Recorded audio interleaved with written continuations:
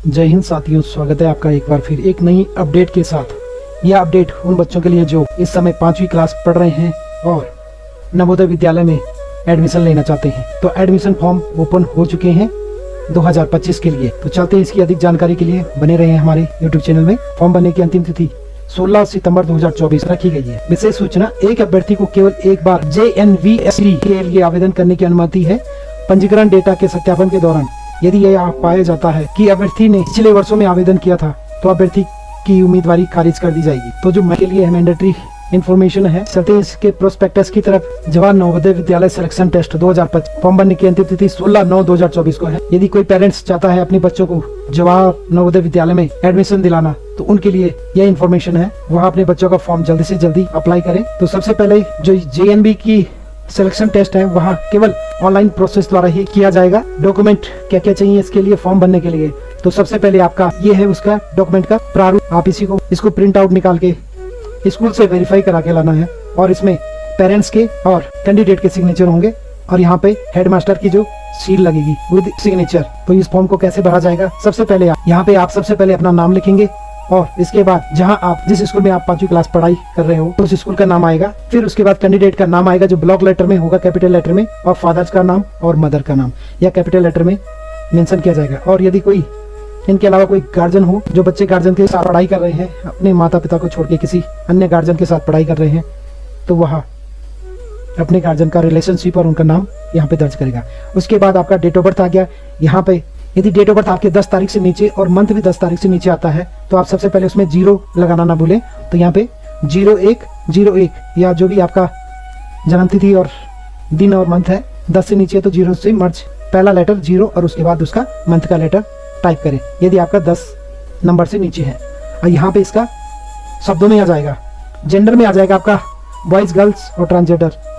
और इसमें कैटेगरी, इसमें केवल आपने टिक मारना है, सही का निशान मारना है। जो भी आप, यदि आप जनरल कैटेगरी में आते हो तो यहाँ पे सही का निशान मारे, OBC में आते हो सही का निशान, और SC में मारे तो सही का निशान, ST में मारे तो सही का निशान। जिस भी कैटेगरी में आप आते हो उसमें सही का निशान मार दे और बाकी को आप डैश कर दे ताकि वह ब्लैंक न रह जाए। इसी के साथ आपका फिजिकली हो गया, विजुअली हो गया, हियरिंग हो गया, जो डिसेबिलिटी में आते हैं परसेंटेज, वहाँ भी अपनी कैटेगरी यहाँ पे चूज करके सही का निशान लगाएं। और जो नहीं है वह इसको सभी को डैश डैश डैश करके इसको खाली ना छोड़े, डैश जरूर कर दें। यहाँ पे आपका आधार कार्ड नंबर पड़ेगा और यदि आपके पास पेन नंबर, अगर कैंडिडेट पेन नंबर है तो पेन नंबर यहाँ पे आप मेंशन कर सकते हो। यहाँ पे एड्रेस है, यदि आप जनरल कैटेगरी में आते हो, आपने स्थायी निवास, उसके बाद आपको स्थायी निवास मांगा जाएगा, OBC SC ST का सर्टिफिकेट मांगा जाएगा। यदि आपका एडमिशन होता है तो वही एड्रेस आप यहाँ पे मेंशन करोगे। और मोबाइल नंबर, मेल ID इसमें जरूर डालें। एनुअल इनकम, नेशनलिटी हो गया आपका इंडियन, रीजनल हो गया जो भी आप बिलोंग करते हो, और मीडियम टाइप आप जरूर भरें। यहाँ पे यदि आपने हिंदी में पेपर देना है तो हिंदी में टाइप हिंदी लिखे, इंग्लिश में यदि आपने पेपर देना है तो इंग्लिश लिखे। तो यहाँ पे क्लास 3rd में आपने कौन से स्कूल में किया है और क्लास 4th में और क्लास 5th में, तो यहाँ पे आप स्कूल का नाम भरेंगे सबसे टॉप पे। और इसके बाद वह स्कूल रूरल में, ग्रामीण में आता है या शहरी में आता है, तो यहाँ पे आप उसको मेंशन करोगे, रूरल या urban. Month of year joining, तो यहाँ पे जब आपकी एडमिशन होता है उसके मंथ और ईयर लिखेंगे और पासिंग ईयर लिखेंगे। और जो बच्चे क्लास 5th में है वह इस पासिंग ईयर को डैश कर देंगे, छोड़ देंगे, क्योंकि पासिंग ईयर अब उनका जब वो फरवरी मार्च 2025 में उनका रिजल्ट आएगा, फरवरी और मार्च में उनका रिजल्ट आएगा, तो वहाँ इसलिए यहाँ पे डैश छोड़ दे क्योंकि वो अपेयरिंग बच्चे हैं। नेम ऑफ द ब्लॉक आप लिख सकते हो जहाँ भी आपका ब्लॉक है, जैसे चंबा हो गया, थौलदार हो गया, ये तो मैं केवल एग्जाम्पल बता रहा हूँ। तो इस टाइप में आप यहाँ पे अपना ब्लॉक का नाम लिखेंगे। इसी के बाद यहाँ पे जिला, कौन सी जिला से आप बिलोंग करते हो, और यहाँ पे स्टेट का नाम। लास्ट में सिग्नेचर ऑफ द कैंडिडेट के सिग्नेचर यहाँ पे जरूर करवाएं। जो कैंडिडेट मतलब जो स्टूडेंट है तो सिग्नेचर वो बच्चे वही करेंगे जब एडमिट कार्ड निकलेगा और पेपर देने जाएंगे, तो वहाँ यहाँ सिग्नेचर मैच होने चाहिए। यहाँ पे सिग्नेचर ऑफ पेरेंट्स के सिग्नेचर लगेंगे। और नीचे इस फॉर्म को प्रिंट आउट करके आप स्कूल में ले जाओगे। पूरा फॉर्म यदि आप भर सकते हो तो भर लेना, नहीं तो आप स्कूल से किसी टीचर से या हेडमास्टर से भरवा के इस फॉर्म को, और इसके बाद यहाँ पे हेडमास्टर स्टैंप लगा के और सिग्नेचर करके आपके पास दे देगा। उसके बाद आप इस फॉर्म को आप ऑनलाइन अप्लाई करोगे। तो उसके बाद चाहिए आपका एक लेटेस्ट फोटोग्राफ, सिग्नेचर और पेरेंट्स एक पेपर में आप सिग्नेचर, आधार कार्ड की डिटेल। करेक्शन विंडो के लिए अभी कोई प्रक्रिया नहीं है, जब भी आप फॉर्म भरोगे तो उसको ध्यानपूर्वक पढ़े और उसी के बाद ही सबमिट करें। यदि गलती हो गई तो फिर दूसरा फॉर्म नहीं भरा जाएगा क्योंकि इसमें आधार कार्ड लिंक हो रहा है। 6 क्लास के लिए बच्चे की सबसे मेन इंपॉर्टेंट चीज है जन्म तिथि। तो ये सबसे मेन इंपॉर्टेंट है कि जिनकी डेट ऑफ बर्थ 1/5/2013 और 31/7/2015 के बीच की डेट ऑफ बर्थ है तो वही इस फॉर्म को भरा सकता है। यदि उसकी 1/8/2015 के बाद का डेट ऑफ बर्थ होगा तो वो बच्चा इस फॉर्म को नहीं भरा सकता, और जो 1/5/2013 से पहले के बच्चे हैं वो इस फॉर्म के लिए एलिजिबल नहीं है। तो यहाँ पे लिखा है क्या आपका निवास जिला और कक्षा 5वीं की पढ़ाई एक ही है।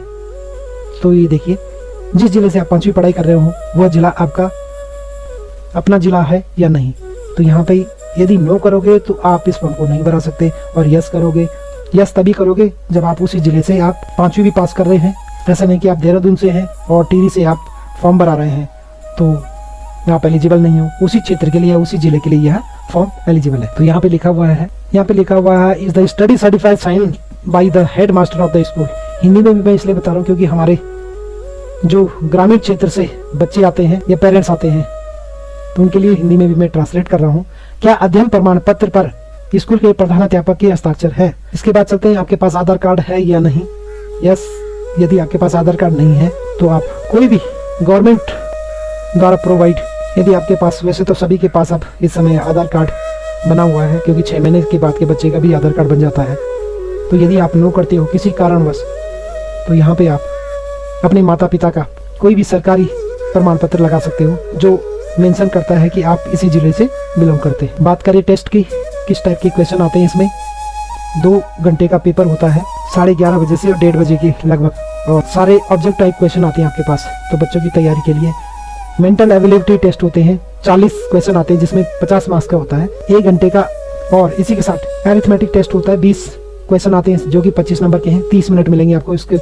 और लैंग्वेज टेस्ट जो भी आपका हिंदी या इंग्लिश होगा, लैंग्वेज टेस्ट में आएगा आपका 20 नंबर का 20 क्वेश्चन मिलेंगे, और जो कि रहेगा 25 नंबर का, जिसके लिए आपको आधा घंटा मिलेगा। टोटल 80 क्वेश्चन है, 100 मार्क्स का रहेगा और 2 घंटे का पेपर रहेगा टोटल। और जो दिव्यांग बच्चे होंगे उनके लिए 40 मिनट एक्स्ट्रा दिया जाएगा। यदि आपने बच्चे का फॉर्म भरा दिया है और आप चाहते हो कि किस टाइप के क्वेश्चन आते हैं तो वेबसाइट में जाके आप बुकलेट देख सकते हो पिछले साल का कि किस टाइप के क्वेश्चन आपके पास आते हैं। तो ये फॉर्म निकल चुके हैं।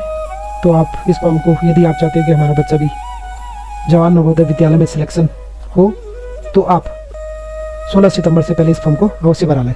यहाँ पर रिजर्वेशन की बात करें तो किसी जिले में कम से कम 75% सीटें जिले के ग्रामीण क्षेत्रों में अंतरिम रूप से चयनित उम्मीदवारों द्वारा भरी जाती है।